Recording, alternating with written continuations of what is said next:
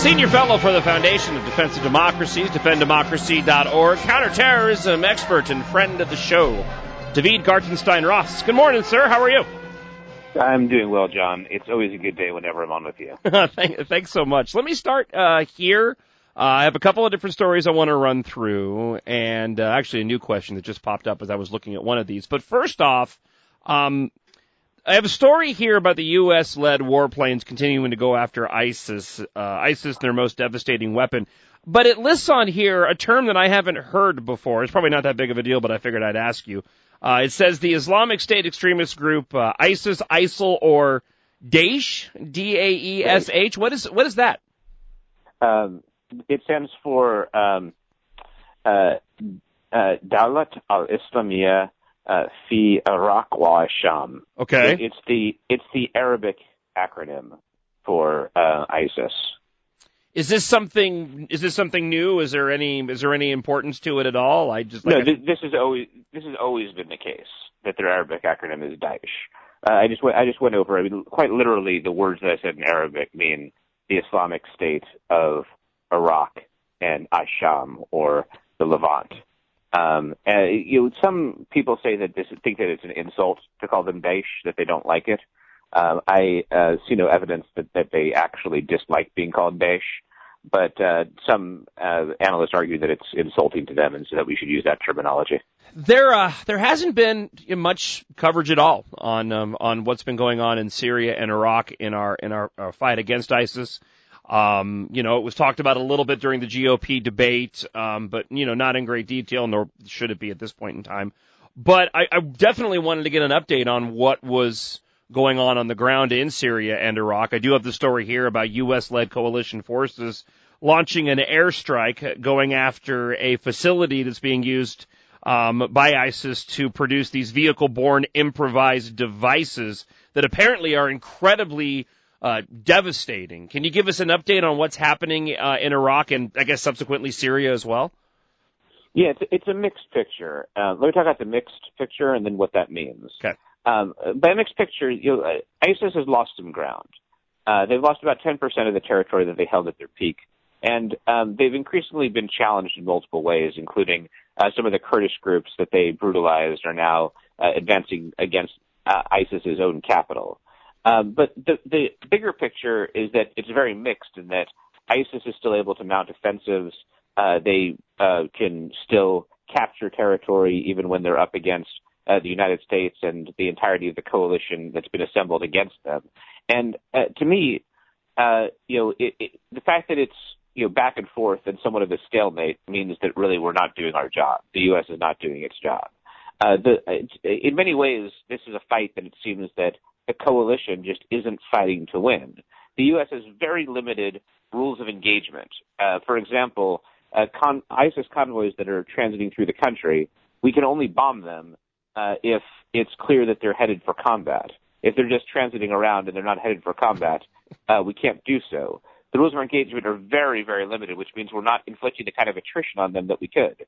And the Iraqi government actually continues to fund the salaries of Iraqi bureaucrats who are in ISIS-controlled territory. In other words, ISIS captures territory like Mosul, and it seizes government buildings, and the government bureaucrats keep working, but now they're working for ISIS, and the Iraqi government still continues to pay them. Not only does that allow ISIS to provide services without expending the cost, but they tax the civil servants who are continuing to work for the bureaucracy. And so quite literally, by paying civil servants who are working for ISIS, the Iraqi government is funding ISIS even while it fights them. So there's a lot of things in here that just aren't working the way that they should. And the fact that ISIS has shown that it can stand up to the world's most powerful countries for over a year and still be able to launch offenses and gain ground, that's not a situation anybody should feel good about. Well, and I'd hate to be such a pessimist on this, but it appears as if the only time that we step up any renewed combat or efforts against ISIS in the region is when they start, dominating headlines, and subsequently, the media begins covering some of the atrocities that they've done, and we haven't been seeing that. We haven't seen the beheadings like we have before. Thank goodness. We know they're still going on. You follow enough of the sources, deeper beyond the mainstream media, you'll find out about these things. But it's not dominating headlines, and it seems like if it's not dominating headlines, we're not making any kind of renewed effort. Is that an appropriate view, or is it just been really we haven't been since day one, regardless of whether or not the media is covering it? We still haven't been doing what needs to be done. Yeah, I would fall in the latter. That I don't agree that when there's an atrocity, we actually start to do what needs to be done. I mean, there have been cases in which the U.S. actually did perform quite well, but they don't really, in my view, have much to do with media attention. One example is Kobani, this Kurdish city in northern Syria.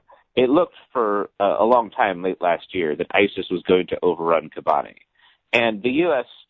Carried out a long series of airstrikes, which probably killed over 1,000 ISIS members over the course of several months.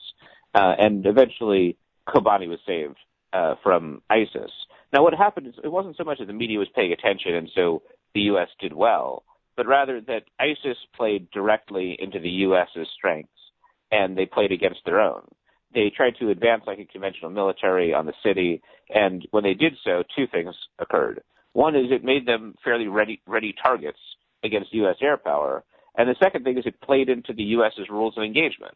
As I said, the U.S.'s rules of engagement provide that you can only attack a convoy if it's clear that it's headed for combat.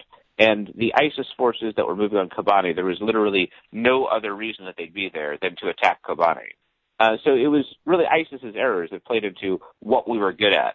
If you look at kind of the pattern of, atrocity and then some sort of bombing raid, we've actually been bombing pretty steadily.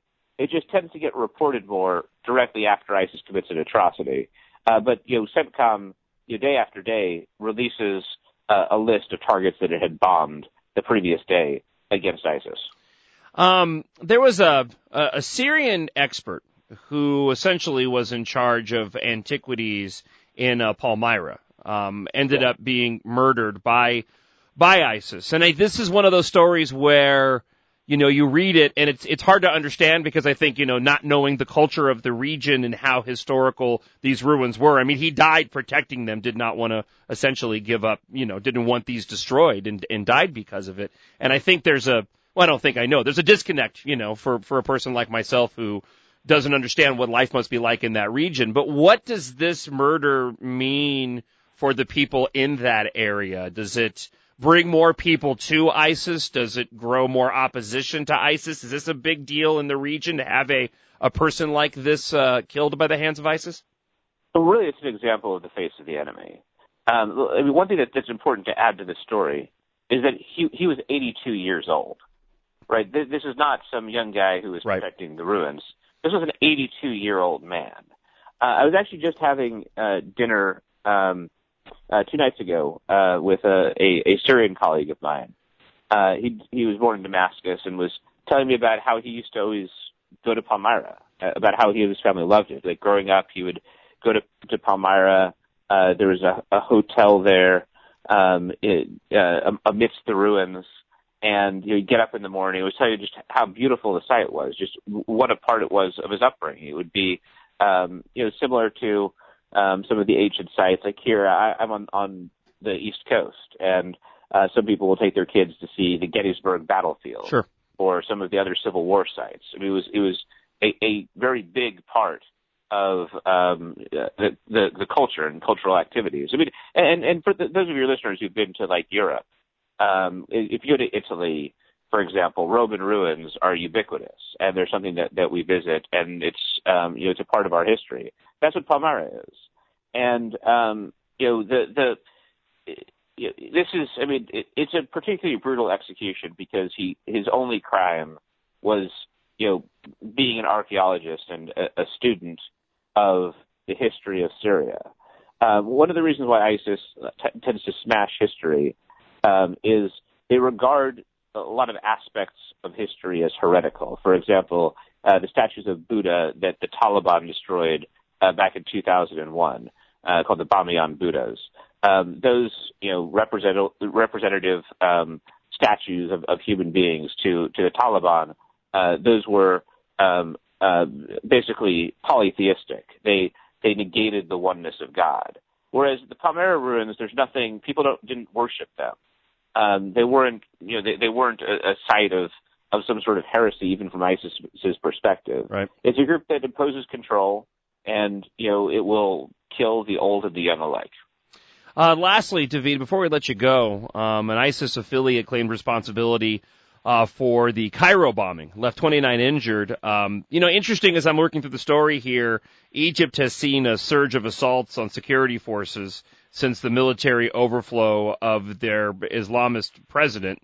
They've been operating without a legislature for a while. The current leader there has sort of been making up laws as they go along. Can you talk a little bit about this attack and sort of the turmoil in Egypt? Again, it's one of these things that's just not being covered, in the mainstream media. Yeah, Egypt faces a lot of problems. As you said, there's enough ticket attacks, and the Islamist group that had been in power and got overthrown, the Muslim Brotherhood, had been working through the system. But now, after not only the coup, but also incidents like what happened in August directly following the coup back in 2013, where over 1,000 protesters were killed in a single day, this has spurred them to take on more of a violent tack. Meanwhile, ISIS has become powerful in the Sinai, which is increasingly difficult for Egyptian security forces to go through. On Egypt's border is Libya, which has completely melted down following the NATO intervention there. They're basically keeping a lid on through very draconian security procedures, but history suggests that draconian procedures, rather than providing security, basically it's like putting a lid on boiling water. The water will boil even hotter, yeah, and eventually it'll escape the lid.